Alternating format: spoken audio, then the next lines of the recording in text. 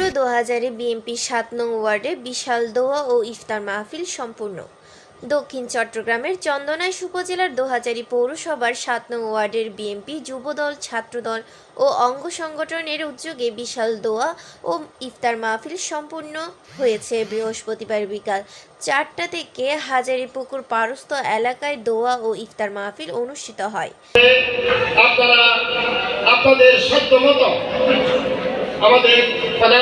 এতে সাবেক ছাত্রনেতা দেলোয়ার হোসেন দেলু ও মোহাম্মদ তারেকের যৌথ সঞ্চালনায় সভাপতি করে ২০০০ পৌরসভা ৭ নং ওয়ার্ড বিএনপির সভাপতি আলী আকবর। এই ইফতার মাহফিলে প্রধান অতিথি হিসেবে উপস্থিত ছিলেন ২০০০ পৌরসভা বিএনপির আহ্বায়ক মোহাম্মদ কামাল উদ্দিন।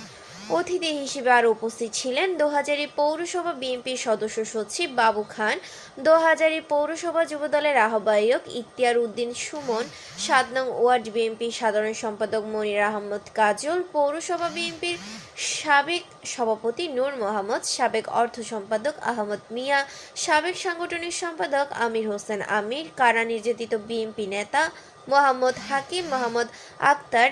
বিশেষ অতিথি হিসেবে উপস্থিত ছিলেন কারা নির্যাতিত সাবেক ছাত্রনেতা মোহাম্মদ শাহজাহান, মোরশেদ ইকবাল, ফরিদ রহিম, ছাত্রনেতা জয়নাল আবেদিন মিলু। অতিথিরা বলেন, স্বৈরশাসক আওয়ামী লীগের আমলে বিএনপি নেতাকর্মীদের মিথ্যা গায়েবী মামলা দিয়ে হয়রানি হয়েছে।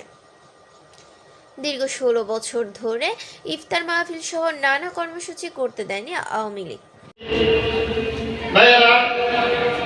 আসসালামু আলাইকুম ওয়া রাহমাতুল্লাহি ওয়া বারাকাতুহু। আজকে দোজে কমিটি পৌরসভা শাখা প্রতি বছরের মোহাম্মদ তারেক, ডাক বাংলা টিভি, চট্টগ্রাম।